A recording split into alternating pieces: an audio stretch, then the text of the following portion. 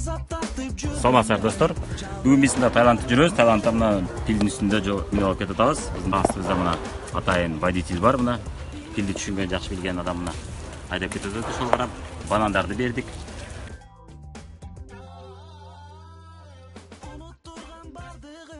Негизинен бүгүнкү биздин видеобуздун максаты эмне темада сүйлөсөк, бул пил темасында жана биздин ийгилик темада да улантабыз. Атайын bir сонун притча бар экен. Пилдерди кичинесинен кантип мына ушул пилдерди кантип көндүрөт, Пил бул жапайы жаныбар, бул билесиздер, кыжыр келсе, жини келсе тебелеп кетет жөн адамды.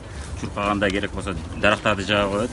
Аябай күчтүү жаныбар, Бирок ушул жаныбарды биз кичинекей адамдар, мына бизге окшогон таиланддык, индиялык жаныбарлар, биздин адамдар мына биздин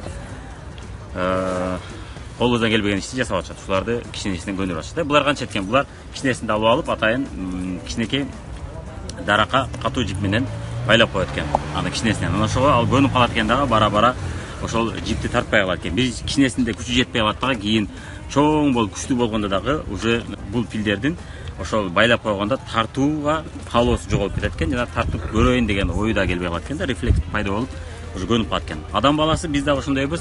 Кичинебизге бизге өзгөчө кандай бир нерседен коркуп калсак, өзүбүздө чектөөлөр көп болсо, кичинебизде тарбияда кандайдыр бир айталы муну кылба, аны кылба деген сөздөр көп боло берсе, адам баласы да ушундай экен, ошол нерседен алыс жүрүп, ошол кылба деген нерседен баргысы келбей, коркуу пайда болуп калат экен, жана кылгысы келбей калат экен да.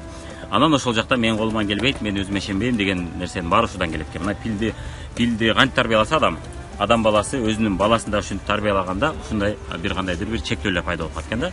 Ошону жеңүү үчүн эмне кылыш керек? Ошону жеңүү үчүн албетте өзүбүздүн үстүбүздөн тынбай иштеп туруш керек. Китептерди окуп, өзүбүзгө 21 күн ичи, 1 ай ичи биз корккон же колуман келбейт окшойт деген нерсени көп убакыт ичи кайра жасай бериш керек да.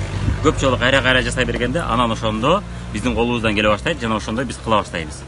Анан ошондо гана бизде өзгө ишеним күчөй баштайт экен да. Кайсы гана тармакта болбосун, кайсы гана иште болбосун, мен ушуну кыла албайт окшойм дегениңиз эмнеден пайда болгон? Чектөөлөрдөн пайда болгон болушу мүмкүн экен да. Коркуулар да ошол чектөөлөрдөн пайда болгон болушу мүмкүн экен.